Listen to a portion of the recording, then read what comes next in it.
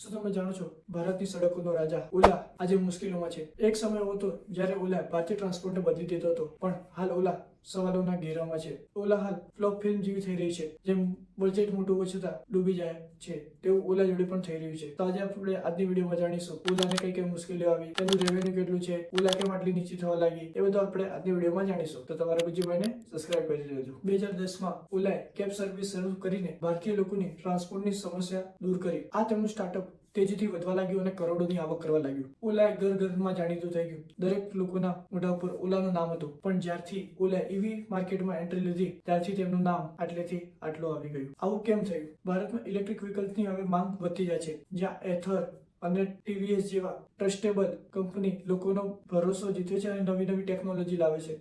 એ આખા માર્કેટને પણ કબજામાં કરી રહી છે. અને હાલ ઓલા પોતાના માર્કેટ શેરના કારણે સંઘર્ષમાં છે. ઉદાહરણ લઈએ તો હાલ આ વર્ષે એથરની સેલમાં 30% ની વૃદ્ધિ થઈ છે, જ્યારે ઓલાની સેલમાં 50% ની ગિરાવટ આવી છે. ટીવીએસના આઈક્યુબને સારી રેટિંગ મળી રહી છે, જ્યારે ઓલાના S1 ને તેની ક્વોલિટી અને સર્વિસને લઈને આ શિકાયત આવી રહી છે.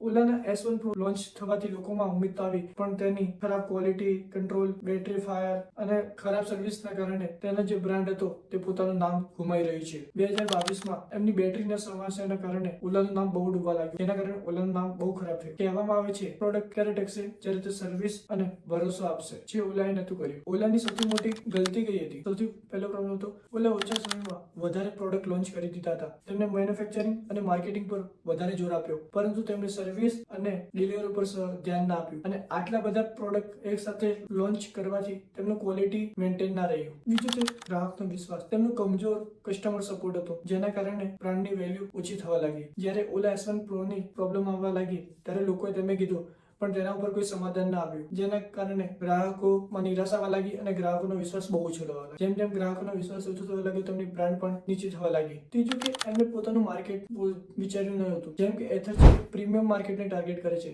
એથર જે પ્રીમિયમ લોકોને ટાર્ગેટ કરે છે, જ્યારે ઓલા વધારે લોકોને ટાર્ગેટ કરવા માંગતી હતી, એ પણ ઓછા પૈસામાં. અને આવું કરવાથી તેમને પોતાના પ્રોડક્ટની ક્વોલિટી એકદમ ઓછી કરી દીધી, જેના કારણે ઓલામાં બહુ પ્રોબ્લેમ આવી. જ્યારે એથર અને બીજી બધી એવી કંપની સારી સર્વિસ અને ક્વોલિટી પર ધ્યાન આપતી હતી, જે ઓલાએ નતું કર્યું. હવે ઓલા ભવિષ્ય માટે શું વિચાર્યું છે? શું લાગે કે ઓલા પોતાને સંભાળી શકશે? જો જે કંપની પોતાની ગલતીને સ્વીકારતી નથી તો ભવિષ્યમાં આગળ નહીં જઈ શકે. ઓલાને હાલ કદમ ઉઠાવવા પડશે. તેમને શું કરવું જોઈએ? તો તેમને સર્વિસમાં પહેલા સુધારો કરવો જોઈએ. તેમને કસ્ટમર સપોર્ટ માટે એક હેલ્પલાઇન નંબર લાવવો જોઈએ. તેમને સર્વિસ સ્ટેશનની સંખ્યા વધારવી જોઈએ અને તેમના જે સર્વિસ સ્ટેશનમાં લોકો છે, મિકેનિક, તે લોકો ટેલેન્ટેડ હોવા જોઈએ. તેમને કોઈ પણ પ્રોબ્લેમ હોય તે સોલ્વ કરતા આવડવી જોઈએ. બીજું, કંપની પોતાની રિસર્ચ અને ડેવલપમેન્ટમાં નિવેશ કરવો જોઈએ. તેમને પોતાની બેટરી ટેકનોલોજી ઉપર રિસર્ચ કરવી જોઈએ અને ક્વોલિટી પર મેન્ટેન કઈ રીતે રાખવી એના પર રિસર્ચ કરવી જોઈએ. તમારો સારો વ્યવહાર અને ગ્રાહક જોડે સીધી વાત. ગ્રાહકો જોડે તમારે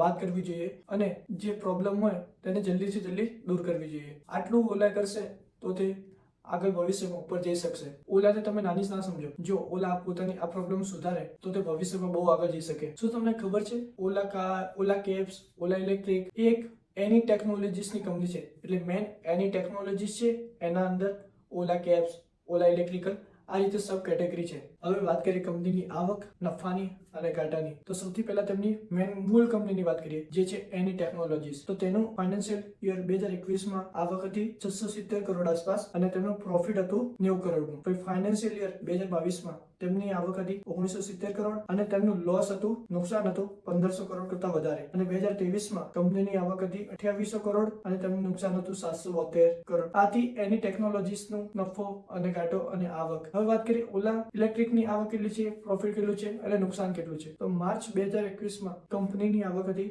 107 કરોડ જેટલી અને નુકસાન હતું 103 કરોડ જેટલું. પછી માર્ચ 2022માં કંપનીની આવક થઈ ગઈ 113 કરોડ જેટલી, જ્યારે નુકસાન થયું 222 કરોડ જેટલું. માર્ચ 2023માં કંપનીની આવક થઈ 300 કરોડ જેટલી અને તેમનું નુકસાન થયું 38 કરોડ જેટલું. માર્ચ 2024માં કંપનીની આવક થઈ 203 કરોડ જેટલી અને તેમનું નુકસાન થયું 26 કરોડ જેટલું. એટલે કંપની ઓલા ઇલેક્ટ્રિક કંપની પોતાનું નુકસાન છે એ ઘટાડે છે, ધીમે ધીમે ઓછું કરે છે અને ઉપર આવવાની કોશિશ કરે છે. તો આ હતી ઓલા કંપની વિશે ટૂંકમાં માહિતી. અને જો તમે ઓલા ઇલેક્ટ્રિક યુઝ કરતા હોય તો તમારો અનુભવ કેવો છે તે કમેન્ટ કરજો અને એ પણ કહેજો કે શું ઓલા પાછો ઉપર આવશે કે નહીં આવે. જો તમારે આવી બિઝનેસ સ્ટોરી પસંદ હોય તો તમે મારી ચેનલને સબસ્ક્રાઇબ અને મારી વિડીયોને લાઈક કરી શકો છો.